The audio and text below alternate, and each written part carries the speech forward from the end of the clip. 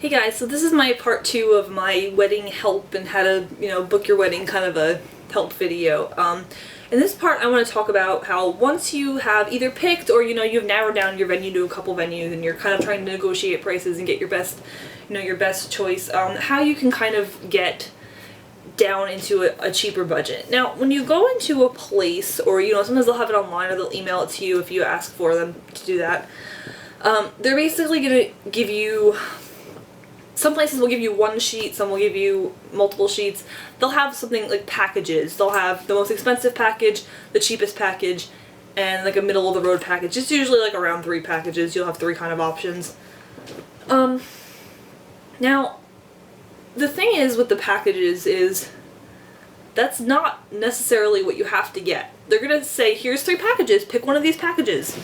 Now, that's like not a trap, I don't want to say, but it's like, if the cheapest package is $120 a person, and the most expensive package is $200 a person, you're like, oh, well, the cheapest one is $150 a person, or whatever I said, then that's what I have to go with, because that's, I want this place, and that's what I have to get.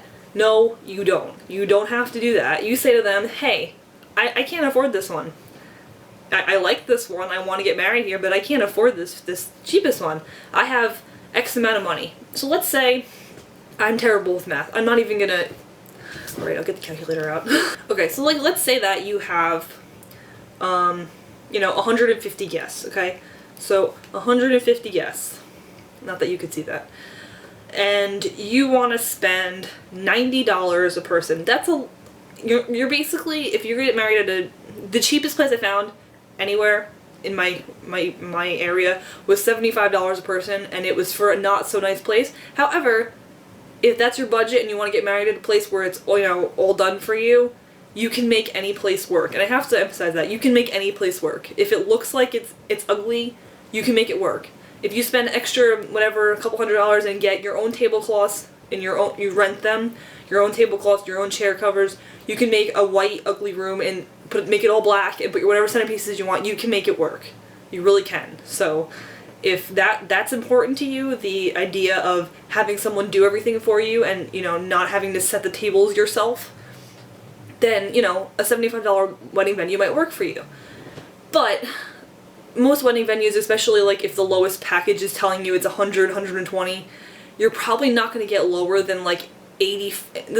I live outside of New York City, okay, so this is probably a little more expensive than other places, but the lowest you're gonna get here at like a reasonable venue is like $90 a person. I mean, maybe 85, but the typical is gonna be like 90 to 95 is like the lowest you're gonna kind of get at most places. And if you can't afford that, you kind of have to really go for the lower end places, or look into things like I was mentioning in the last video, like a summer camp and doing it yourself, or somewhere like an Elks Club, like a hall, and just doing everything there, and having a rental company come in and then, either paying them, set everything up, or getting throwaway things. I talked about that a little bit in the last video, so that's what you have to do.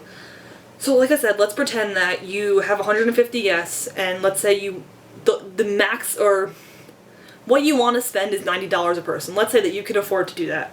So that brings you to $13,500 is your budget, okay? That's going to include most places it's probably just going to include your food, drinks.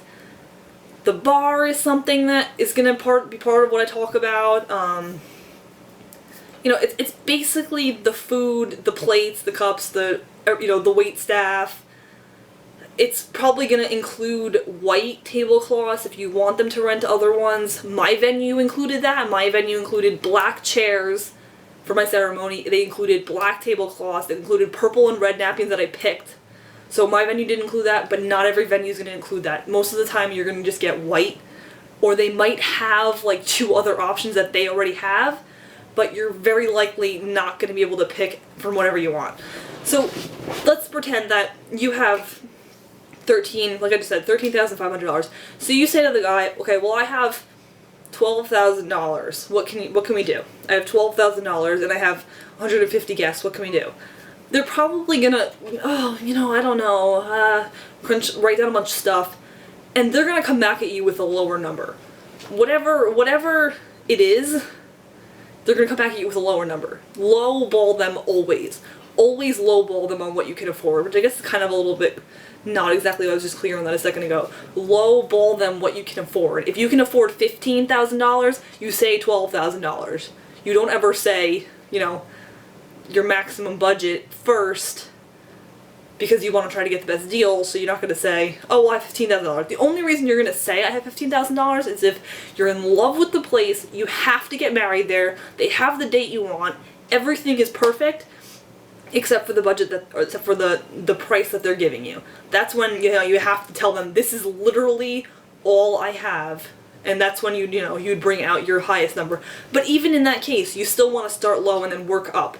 Because if he's here and you're here, if he's here and you're here, you're going to end up somewhere in the middle, so then you're going to end up with a good deal. Now, if you want to try and get the good deal yourself and kind of tweak things, there's a couple things you can do. One of the first things that, I'm just going to go random things, one of the first things you can do is, a lot of times what's going to happen is they're going to say, okay, it's this much money a person, and then every person who comes has the option of chicken, fish, or steak, and vegetarian, this is just another little note, vegetarian option should be included for free. If they try to count vegetarian option, that's, you should be like, hey, every other venue includes that for free. Because you might have 2 vegetarians at your wedding, and if you only have 3 options for your meals, you don't want to make one of them vegetarian. So most places, every place I went to, included vegetarian option as free. They didn't count it in the 3 options. So, I mean, obviously if you're vegetarian and most of your guests are vegetarian, you want to maybe try to get 2 vegetarian options instead of those other things, but in most situations, you're going to have a couple vegetarians, maybe 1, maybe 5, in the average situation. So you don't want to let them do that, because they're just going to be like making money off of you if you make vegetarian one of your options. So let's say that they give you 3 options and you have 5 things to pick from and you have to pick 3 options, or they only give you 3 options and you get 3 options and that's it. Again, not including vegetarian. You can say to them, what if I only have 2 options? What if I knock out an option? What if I have chicken or fish? And I think, no, what did we have? I want to say this is what happened to us. I want to say we only had 2. We had steak or we had fish and we had vegetarian, but our place, like I said, is a fancy restaurant. So our vegetarian, I don't even actually know what it ended up being, but I think it was something good. It wasn't like a plate. I actually, once in a while, I'll order vegetarian at some weddings because, I don't know, sometimes I just don't want the food that they have as an option, or if it's steak or fish, I tend to not eat either one of those. So, I'll get it, and I've gotten before at a wedding a plate of vegetables, and like I've eaten nothing because like they've been disgusting. And like I like vegetables a lot, like I eat a lot of vegetables, but they were gross. Anyway, so that's one thing. You can knock down to 2 options. If you're really, like, again, in love with this place, this is where you want to get married, still can't afford it, you can knock down to 1 option. When you do that, I mean, obviously you still have the vegetarian option. If you say, hey, I'm a vegetarian, I can't eat this, then you have that. But if you're going to do that, you should probably, pick chicken, because pretty much everyone eats chicken. That would be, like, the pretty standard choice is, if you're only going to have 1 option, kind of pick chicken, and most people are going to be happy. Especially, if you're on a budget, you gotta have a wedding, and you want to have a nice wedding, and you want to have it in a nice place, you gotta do what you gotta do. So, all these things I'm going to say, you can kind of, like, pick and choose which one is important to you, which one's not important to you, and just use kind of what, you need to use. So that's kind of the ways to do that. The other thing in that situation is the buffet option. Instead of having a plated meal, you can have a buffet. And a lot of times, believe it or not, buffet, this makes no sense to me, by the way, because I would think a buffet, you would waste more food. But buffet is actually usually a cheaper option. Some places will tell you that they won't do it because they don't like to do it. But even if they don't offer it, you can still ask, and most of them will do it too. They will do a buffet if you want a buffet. So that's kind of, I think, it for the food. Another thing with the food is that during the appetizer, it's been a while since I've even thought about this, so I'm just kind of like digging it out of my brain. Another thing with the food is appetizers. You kind of have a couple options for appetizers. Sometimes At our wedding, we had past appetizers, which means that somebody walks around with a tray during cocktail hour and passes out appetizers to the people. We ended up having 8 different appetizers, and I have to tell you, that's extremely uncommon. That is expensive if you get that. Most places offer you 6 as a start, and you can negotiate down. So you can say, okay, you offered me 6, I only want 4. And then you're going to get a lower price because you're knocking out, yet you're still getting the same amount of food, but you're getting more of less options. So for a venue, that's just easier for them. I don't, it just is. So we lucked out in that situation because I don't know how we ended up with that, but we had 8, and if you're on a budget, you're probably going to try and knock down. You want to try and negotiate down to 4, or worst case scenario, you're still trying to get there, go down to 2. There's some things that it's people are going to your wedding. Most people are going to your wedding for it to be your wedding. You no matter what you do, if you get the highest package, like I mentioned before, somebody's not going to be happy. Somebody's going to be like, oh, well, I didn't like that food. I didn't have what I wanted. They didn't have this. They didn't have that. You're never going to please everybody, no matter what you do. And you have to remember that when you're planning a wedding, is no matter what you do, you're never going to please everyone. You're never going to do it. It's never going to happen.